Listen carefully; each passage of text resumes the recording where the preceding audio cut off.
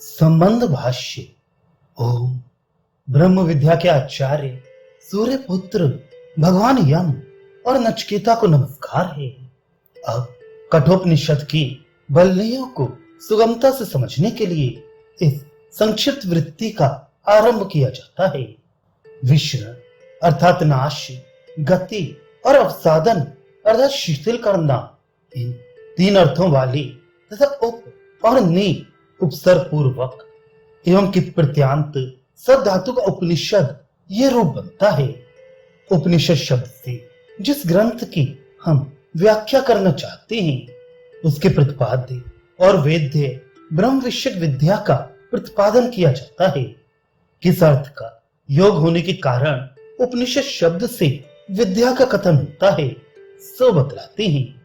जो मोक्षकामी पुरुष लौकिक और पारलौकिक विषयों से विरक्त होकर उपनिषद शब्द की वाच्य तथा आगे कहे जाने वाले लक्षणों से युक्त विद्या के समीप जाकर अर्थात उसे प्राप्त कर उसी की निष्ठा से निश्चय पूर्वक उसका परिशीलन करते हैं, उनकी अविद्या आदि संसार के बीच का विश्रण हिंसन अर्थात विनाश करने के कारण इस अर्थ के योग से ही उपनिषद शब्द से वह विद्या कही जाती है।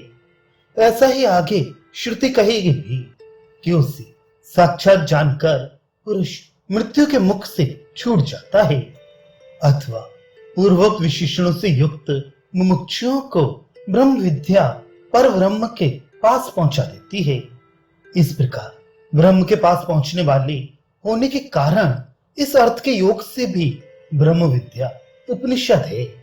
ऐसा ही ब्रह्म को प्राप्त हुआ पुरुष विरज अर्थात शुद्ध और विमृत्यु अर्थात अमर हो गया। इस वाक्य से श्रुति आगे कहेगी भी जो अग्नि भू भुवा आदि लोकों से पूर्व सिद्ध ब्रह्मा से उत्पन्न और ज्ञाता है उससे संबंध रखने वाली विद्या जो कि दूसरे वर से मांगी गई है और स्वर्गलोक रूप फल की प्राप्ति के कारण रूप से लोकांतरों में पुनः पुनः प्राप्त होने वाले गर्भवास जल और वृद्धावस्था आदि उपद्रव समूह का अवसादन अर्थात शिथिल करने वाली है। अतः वह अग्नि विद्या भी सद्धातु के अर्थ के योग से उपनिषद कही जाती है।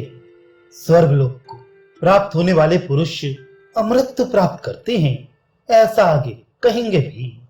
शंका किंतु अध्ययन करने वाले तो उपनिषद शब्द से ग्रंथ का भी उल्लेख करते हैं, जैसे हम उपनिषद पढ़ते हैं अथवा पढ़ाते हैं इत्यादि। समाधान ऐसा कहना भी दोषयुक्त नहीं है। संसार के हेतुभूत अविद्या आदि के विश्रण आदि जो कि सब धातु के अर्थ हैं ग्रंथ मात्र में तो संभव नहीं है किंतु विद्या में संभव हो सकते हैं। ग्रंथ भी विद्या के ही लिए है इसलिए वह भी उस शब्द से कहा जा सकता है। जैसे आयु वृद्धि में उपयोगी होने के कारण ग्रंथ आयु ही है ऐसा कहा जाता है। इसलिए उपनिषद शब्द विद्या में मुख्य वृत्ति से प्रयुक्त होता है तथा ग्रंथ में गौड़ी वृत्ति से।